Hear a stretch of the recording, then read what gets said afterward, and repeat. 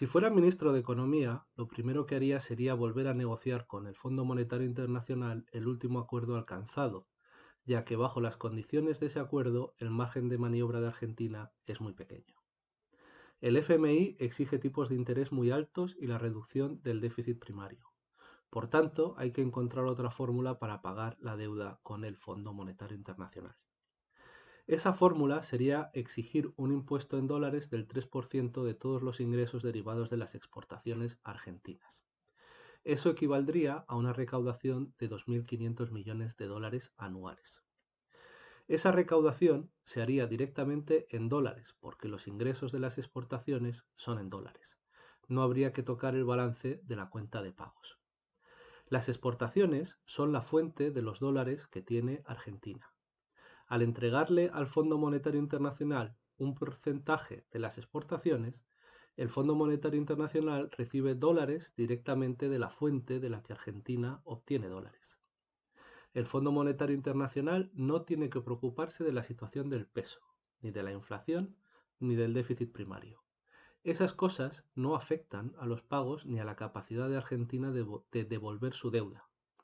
Al adoptar esta fórmula, de lo que se trataría es de rechazar todo el paquete de medidas contenido en el último acuerdo y sustituirlo por la entrega del 3% de los ingresos derivados de las exportaciones argentinas. De lo que se tiene que preocupar el Fondo Monetario Internacional es de que se le devuelva la deuda y nada más, ya que el Fondo Monetario Internacional no es más que un banco. Por tanto, esta sería la primera medida. Me desharía de todas las medidas incluidas en el paquete del acuerdo con el FMI y haría que todas las empresas exportadoras argentinas pagaran un 3% de impuestos sobre sus exportaciones brutas. De esta manera, y en calidad de ministro de Economía, le devolvería al presidente de la República y a los argentinos el control sobre la política económica del país. Entonces podríamos empezar a introducir las políticas de ajuste necesarias. La primera de esas políticas sería reducir los tipos de interés, que ahora son del 45% o más, a un tipo de interés del 0% permanente. Además, dejaría de emitir bonos y obligaciones del Estado. No son necesarios. Es mejor recurrir al Banco Central para que conceda crédito a las cuentas de crédito y de ahorro. Ese gasto del Banco Central queda registrado en la cuenta del Tesoro en el Banco Central. Da igual que el Tesoro incurra en un descubierto en su cuenta en el Banco Central. Tanto el Tesoro como el Banco Central son agencias del gobierno. Por tanto, que el saldo de la cuenta del Tesoro sea positivo o negativo no tiene ninguna importancia y no conlleva ninguna consecuencia económica. El Fondo Monetario Internacional ha culpado de parte de la inflación en Argentina a que el Banco Central monetiza la deuda de los bonos del Tesoro. Con mi propuesta se solucionaría esta cuestión. Otra cosa que tendríamos que hacer es eliminar la devaluación progresiva, la llamada crawling peg en inglés.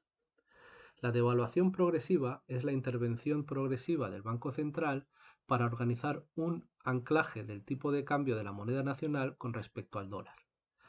Esta medida, junto con el resto de políticas económicas, conforma un valor refugio semi-organizado para el valor de la moneda nacional.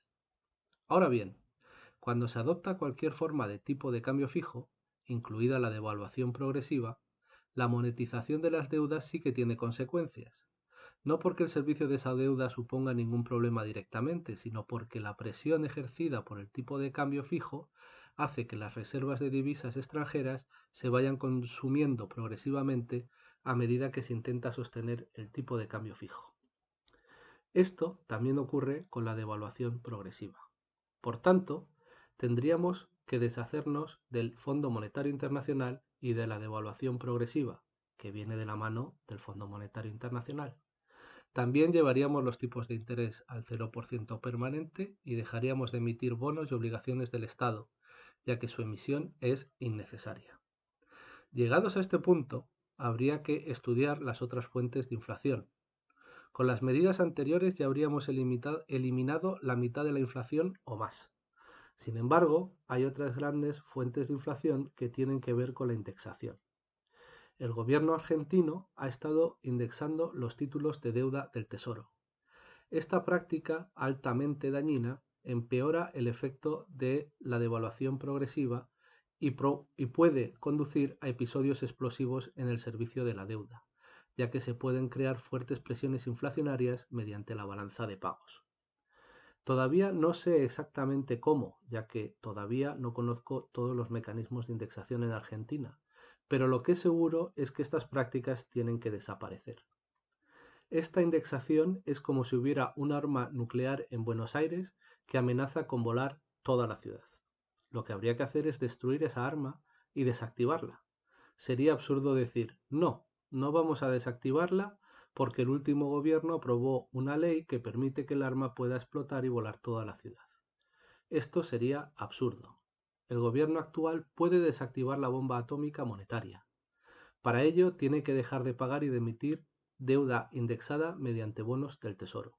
Para ello, o bien el Estado recompra esos bonos, o bien prohíbe su pago, o bien declara el estado de emergencia. Cualquier cosa menos dejar que la bomba explote. Otro factor que hay que estudiar es la indexación por parte del gobierno de los salarios. Algunos de esos salarios sí que tienen que seguir indexándose, pero otros no. Todavía no tengo toda la información, pero habría que mantener las indexaciones necesarias y eliminar las indexaciones que no se corresponden con los salarios de menores ingresos y no cumplen ninguna función. Pregunta. Carlos, ¿me he dejado alguna propuesta en el tintero? Voy en coche por la autopista en estos momentos. Respuesta. Quizás sería una buena idea reintroducir el programa Jefes. Continuación. Sí, ya que nos encontraríamos con una economía en crecimiento con un aumento en la demanda agregada. En esa situación sería conveniente que la mano de obra desempleada pudiera incorporarse a puestos de trabajo en el sector privado. Por supuesto, esto hay que hacerlo una vez que el Estado se haya autoabastecido de todo lo que necesite mediante los empleados públicos necesarios en el campo de la salud, de la educación, de la justicia, de la seguridad pública, etc. Una vez que se consigan unos servicios públicos de buena calidad, los trabajadores sin empleo deberían incorporarse a las actividades productivas del sector privado. Para lograrlo, tendríamos que reactivar el programa Jefes. Una versión actualizada de ese programa consistiría simplemente en ofrecer un trabajo a cambio de un salario mínimo a todo el que quiera y pueda trabajar. Esas personas, reincorporadas al tejido productivo, tendrían la oportunidad de demostrar sus capacidades de trabajo y eso permitiría que el sector privado los contratara. Las políticas fiscales deberían ajustarse a un nivel en el que la demanda agregada fuera suficiente para que los participantes en el programa Jefes pudieran dejar de formar parte de esa reserva de estabilización de empleo y se reincorporaran al sector productivo privado. Esto no se conseguiría a cualquier precio, sino mediante el esfuerzo de los desempleados por demostrar que sí son empleables y que pueden y quieren trabajar. En Argentina, todo esto conformaría un sistema macroeconómico muy dinámico. Todavía habría problemas a nivel microeconómico, pero Argentina estaría en condiciones de decidir el tamaño de su deuda pública. El tamaño correcto sería el que mantuviera los menos trabajadores posibles en la reserva de estabilización del empleo del programa Jefes, porque cuantos menos trabajadores formen parte de esa reserva, más trabajadores habrá empleados en el sector privado. Este sería el principal instrumento de medida a la hora de determinar el tamaño correcto del balance fiscal. Otra cosa que se conseguiría es una moneda que sería estable internamente. El valor de la moneda se definiría por la cantidad de pesos necesaria para emplear a las personas en el trabajo de transición del programa Jefes y su reserva de estabilización de empleo. En esta pequeña charla no puedo entrar en más detalles, pero eso tendría un impacto muy positivo en la estabilidad de precios del país. También habría que estudiar los márgenes de beneficio. He visto que los márgenes de interés cruzado alcanzan el 10% en el sistema bancario. Esto me hace pensar que existen actividades monopolísticas. Si no es así, reconoceré mi error, pero da la impresión de que existe un cártel o algún tipo de actividad monopolística en el sector bancario que sostiene altos márgenes de beneficio con participaciones bancarias que alcanzan el 3,5% o incluso el 4%, lo cual está muy por encima del nivel necesario para gestionar correctamente el sistema bancario. Eso se convierte en uno de los orígenes de la inflación y de la depreciación de la moneda. Probablemente también haya otras grandes industrias, las empresas de servicios públicos que han sido privatizadas, que no han sido correctamente reguladas para que no haya márgenes excesivos. Esos márgenes excesivos conllevan una concentración excesiva de capital, lo que a su vez conlleva un exceso en el deseo de ahorrar, no en pesos, sino en dólares, ya que se crea un flujo constante de personas que intentan vender pesos para comprar dólares o euros. Si esos pesos se gastaran en la economía productiva del país, estos fenómenos no ocurrirían y no habría personas deseosas de tener el 75% de su capital en forma de activos extranjeros. Habría que acabar con estos mecanismos y con el desvío de capitales hacia las cuentas bancarias de los especuladores. Intentar recuperar los fondos desviados a cuentas en el extranjero no es una medida que vaya a funcionar.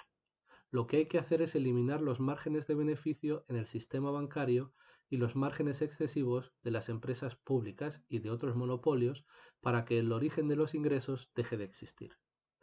No hay por qué intentar dar caza a los fondos desviados en el pasado. Esa es una estrategia que siempre fracasa. Muchas gracias.